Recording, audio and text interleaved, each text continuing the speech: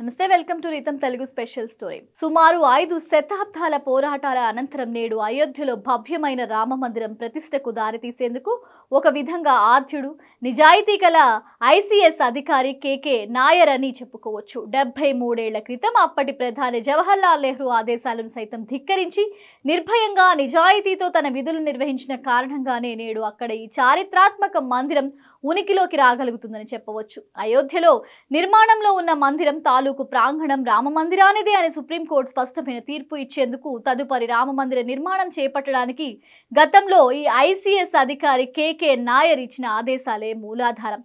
కేకే నాయర్ అని పిలువబడే కందంగళం కరుణాకరన్ నాయర్ 1907లో సెప్టెంబర్ 7న కేరళలోని అలప్పాజాలో జన్మించారు. 21 ఏళ్ల వయసులో ఇంగ్లాండ్లో బారిస్టర్ పూర్తి చేసి ఐసీఎస్ పరీక్షలో విజయం సాధించారు. 1945లో ఉత్తరప్రదేశ్ రాష్ట్రంలో సివిల్ సర్వెంట్గా చేరారు.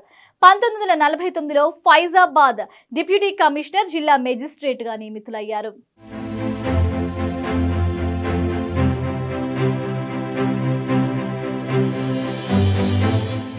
అయితే చరిత్రలోకి వెళ్తే బాలరాముని విగ్రహం అయోధ్య మందిరంలో హఠాత్తుగా కనిపించిందన్న విషయం బయటకు రావడంతో విచారణ జరిపి నివేదిక సమర్పించాలని అప్పటి ప్రధాని నెహ్రూ ఉత్తరప్రదేశ్ రాష్ట్ర ప్రభుత్వాన్ని ఆదేశించారు.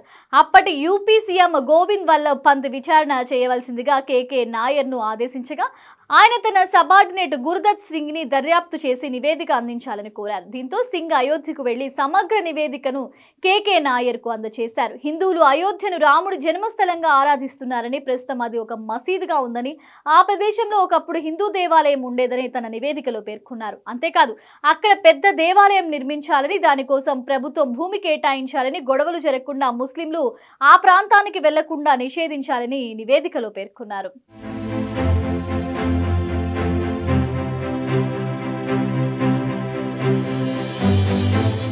తన సబార్డినేట్ గురుదత్ సింగ్ ఇచ్చిన నివేదిక ఆధారంగా ఆలయానికి 500 మీటర్ల పరిధిలోని ముస్లింలకు ప్రవేశించడానికి నిషేధిస్తూ కేకే నాయర్ ఉత్తర్వులు జారీ చేశారు. ఈ విషయం తెలుసుకున్న ప్రధాని నెహ్రూ కోపం తెచ్చుకున్నారు. అంతేకాకుండా ఆ ప్రాంతం నుంచి హిందువులను తక్షణమే ఖాళీ చేయించి రామ్ లల్లాను తొలగించాలని ఆదేశించారు. ప్రధాని నెహ్రూ ఆదేశాల మేరకు యూపీ సీఎం గోవింద్ వల్లభ్ పంత్ వెంటనే నెహ్రూ ఆదేశాలను పాటించాలని నాయర్ను ఆదేశించారు. కానీ నాయర్ మాత్రం నా ఉత్తర్వులను అమలు చేసేందుకు నిరాకరించారు. అంతేకాకుండా రామ్ లల్లాకు నిత్యం పూజ చేయాలని ఆదేశాలు జారీ చేశారు. పూజ ఖర్చు, పూజారి జీతం కూడా ప్రభుత్వమే భరించాలని స్పష్టం చేస్తూ ఉత్తర్వులు జారీ చేశారు. నాయర్ ఉత్తర్వులపై అగ్గి మీద గుగ్గిలం అయిన నెహ్రూ వెంటనే నాయర్ని ఆ పదవి నుంచి తొలగించాలని ఆదేశించారు.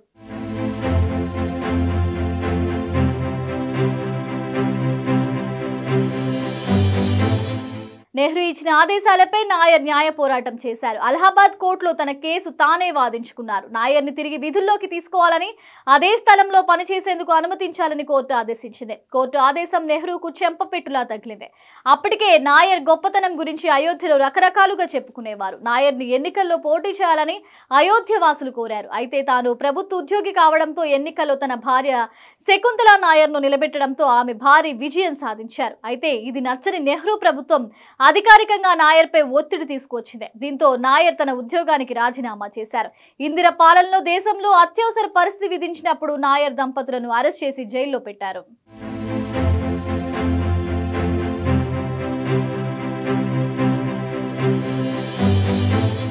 స్వతంత్రానంతరం అయోధ్య కేసును తొలిసారిగా పరిష్కరించింది నాయర్ మాత్రమే. ఇప్పటికీ కూడా ఆయన అధికారికంగా జారీ చేసిన ఉత్తర్వులను హిందూ వ్యతిరేకులు మార్చలేకపోయారు. నాయర్ జారీ చేసిన ఆ ఆదేశాలు ఆధారంగానే నేటికి పూజలు, రామ్లల్లా దర్శనం కొనసాగుతోంది. చివర్లో తన స్వస్థలమైన కేరళకు తిరిగి వచ్చిన నాయర్ సెప్టెంబర్ 7వ తేదీన 1997లో శ్రీరామచంద్రమూర్తి పాదార విందములకు చేరుకున్నారు. చివర్లో తన స్వస్థలమైన కేరళకు తిరిగి వచ్చిన నాయర్ సెప్టెంబర్ 7వ తేదీన 1977లో శ్రీరామచంద్రమూర్తి పాదార విందములకు చేరుకున్నారు. ఆయన చితాభస్మాన్ని అయోధ్యలోని సరయూ నదిలో నిమజ్జనం చేశారు. అలా అయోధ్య ప్రజలకు నాయర్ ఆరాధ్యుడిగా మారిపోయారు. ఇది ఇవాల్టి స్పెషల్ స్టోరీ. చూస్తూనే ఉండండి రీతం తెలుగు.